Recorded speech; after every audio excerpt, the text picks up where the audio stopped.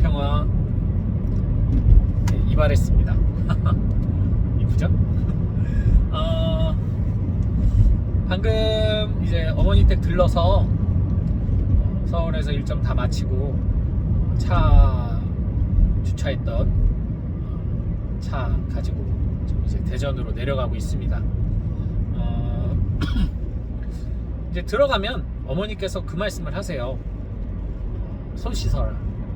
요즘은 코로나 시기라서 아무래도 들어오면은 손 씻으라는 말을 많이 하죠. 사실 손만 씻어서 될 일이 아니잖아요. 다 씻어야지. 씻으려면 어디에 묻었을 줄 알고 무슨 마스크에만 묻고 손에만 코로나가 접촉이 되는 게 아니니까. 근데 어쨌든 손을 씻는 게 매우 중요하죠. 어렸을 때 밖에 나갔다 오면은 부모님들이 자녀들에게 꼭 손 씻고 뭐 세수하고 뭐 발 씻고 뭐 이런 말씀 많이 하시잖아요. 그만큼 청결은 매우 중요한 겁니다. 왜냐 손에 세균 묻은 상태로 뭐 음식을 먹거나 그랬을 때 병에 걸릴 수도 있고 하니까 중요한 거죠. 근데 진짜 말 그대로 그거죠. 내 건강을 위해서, 내 건강을 지키기 위해서 손을 씻는 겁니다. 그죠? 오늘 복음 말씀 보시면은 예수님의 제자들이 이제 법대로 손을 씻고 음식을 안 먹고 더러운 손으로 이제 먹은 거예요. 그래서 막 사람들이 이제 달려와가지고 예수님한테 항의를 한 거죠. 법을 어겼으니까. 예수님께서도 위선자라고 얘기를 합니다. 그 율법에 있는 내용들도 그래요. 뭐 발 씻는 것도 마찬가지고 그것들도 다 사람들을 살리기 위해서 만든 법이라는 거죠. 왜 손을 씻겠어요? 아까 말씀드린 것처럼 더러운 손으로 뭐 음식을 먹거나 하면 병에 걸릴 수 있으니까 청결하게 하라는 의미죠. 발도 그 당시에 뭐 흙먼지길이었는데 얼마나 발이 더럽겠습니까? 물로 씻어내야 되겠죠. 근데 그것을 그냥 그렇게 씻고 닦아라 하는 것보다는 좀 더 준엄하게 의미 있고 가치 있게 사람들에게 하기 위해서는 그걸 율법으로 아예 정해서 그것마저도 하느님께 봉헌하는 마음으로 손을 씻고, 야 그렇게 따지고 보면 참 대단한 거예요. 그들의 신앙은 모든 나의 일상을 하느님을 위해 율법으로 만든 거니까 거기까지는 정말 좋았죠. 그만큼 나의 몸을 지키고 청결하게 하는 것이 하느님께 봉헌되는 더욱더 숭고한 의미가 되니까. 근데 이제 그게 이제 주객이 전도되기 시작을 한 거죠. 이미 이때는 법을 지키기 위한 법이 돼버린 거예요. 손을 왜 씻는지? 법이니까. 그죠? 안 씻으면 넌 법을 어겼기 때문에 죄인이다. 이렇게 돼버리는 거잖아요. 예수님께서 많이 힐난을 하시죠. 사실 뭐 어떤 단체가 운영되기 위해서는 규칙이 정해지고 규율이 정해집니다. 그리고 그 규칙과 규율은 혼자 사는 것이 아니라 여럿이 함께 살기 때문에 서로가 합의를 해서 한 발짝씩 물러서서 조금씩은 서로 희생을 해서 최적의 서로가 합의된 만큼의 규율을 정해서 살아가는 거잖아요.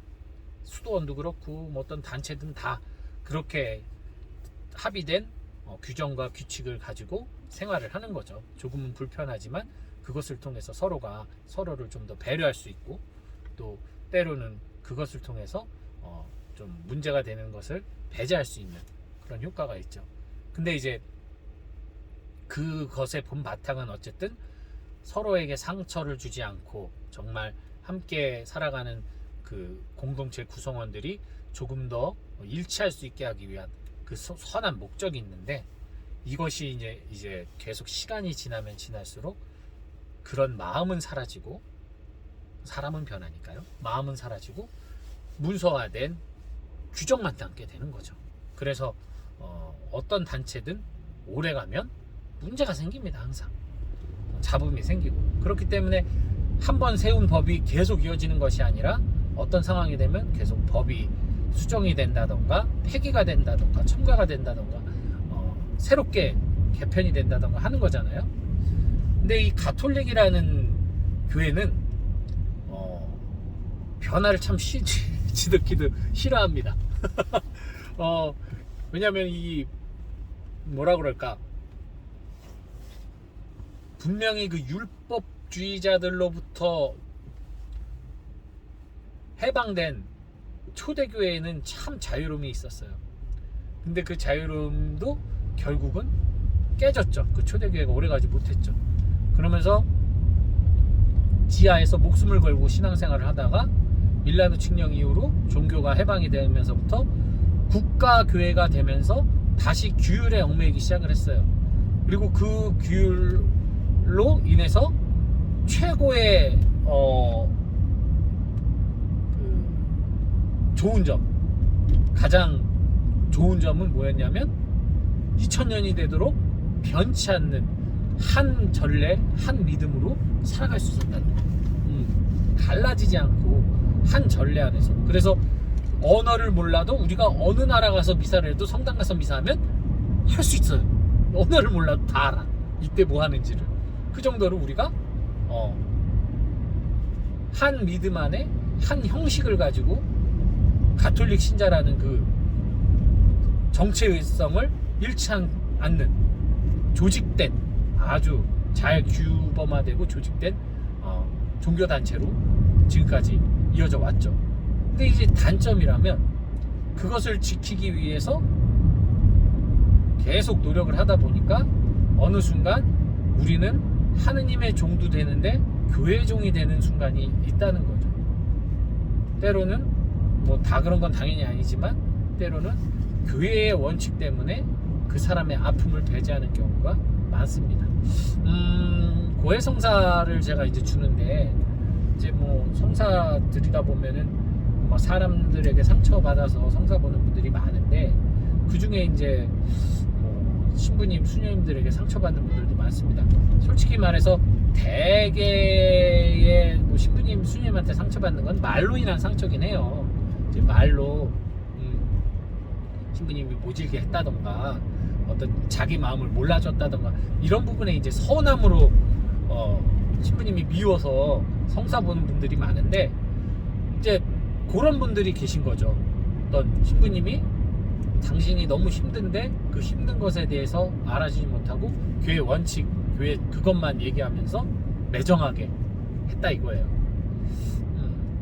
뭐 물론 신부님이 그렇게 너무 몰라주었다, 그건 이제 그분의 말이니까 뭐 그거 진짜 그랬을지 안 그랬을지는 알 수 없지만, 원칙을 지키고 그 원칙을 중심으로 사람들을 대할 수는 있을 것 같다는 생각을 저는 합니다. 왜냐면 신학교 교육 자체가 그랬어요.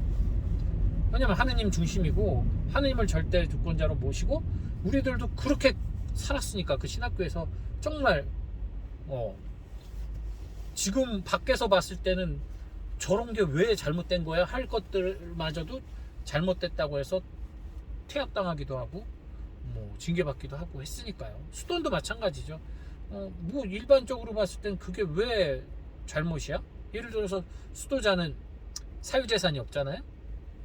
근데 밖에서 사유재산 없는 게 말이 안 되는 거잖아요. 자기 재산 자기 건데 자기 거지만 내어줄 수는 있죠. 근데 이걸 완전히 포기하는 거예요. 근데 그걸 내가 갖고 있다 그러면 내가 죄를 짓는 거라고 한단 말이에요. 그러니까 이런 것들이 분명하게 너 남들보다는 훨씬 더 가혹하다 할 만큼 많은 것을 포기하고 내려놓게 가르친단 말이죠. 그렇게 그 교육을 받고 10년을 교육받고, 그리고 또 사제로서 정체성을 잃지 않고 살기 위해서는 더욱더 좀 완고해져야 될 필요가 있을 거예요. 왜냐면 유혹에 빠지기 쉬우니까. 그러다 보니까 뭐 또 결혼 생활도 안 했을 뿐더러 아무래도 사회생활은 더더군다나 직장인 생활하는 것도 아니고 신부들이, 그러니까 그 사람들의 일상의 어려움이 이렇게 완전히 피부에 와닿기는 어려울 수 있기 때문에 완전한 공감을 하기는 어렵죠. 어려운데 플러스 전례나 어떤 교의적인 것을 1순위로 놓고 사람들을 바라볼 때 법이 사람을 위해 있는 것이지 사람이 법을 위해 있는 게 아닌데, 일단은 그 사람의 마음 상태를 봐주고 위로해주고 그 다음에 법에 대한 얘기를 해도 되는데, 때때로는 이제 법 우선으로, 규정 우선으로 이야기할 때 신자분들이 많은 상처를 받는다 이거죠.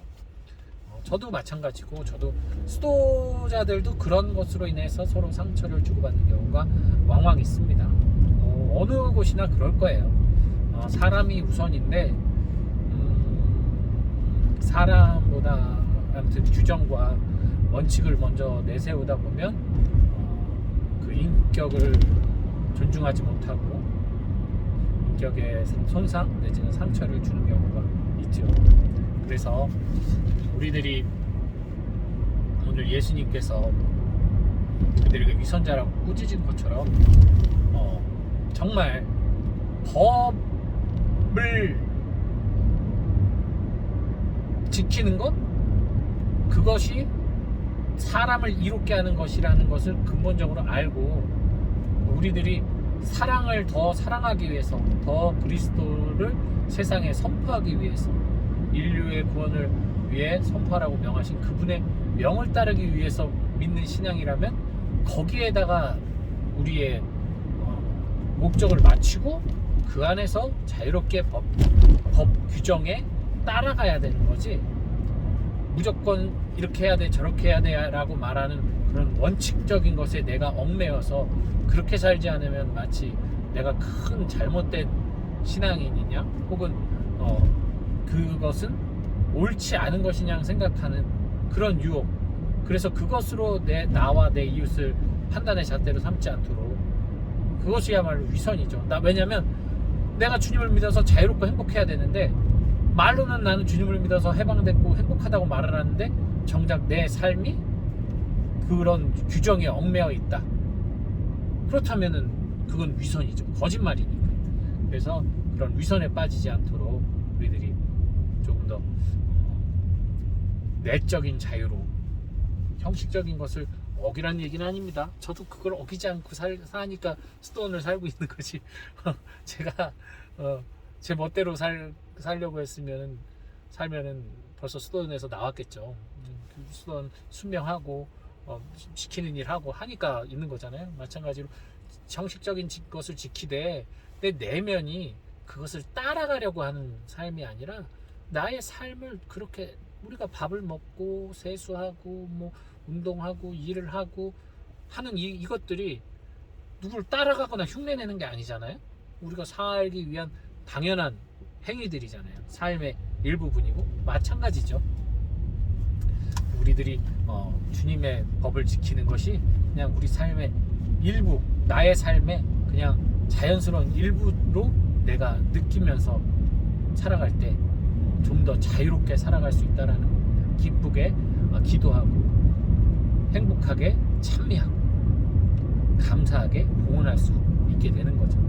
그래서 우리 좀 더 위선자가 아닌 진실된 마음으로 주님의 법을 따르는 그런 행복한 신앙이 됐으면 좋겠습니다. 주님 평.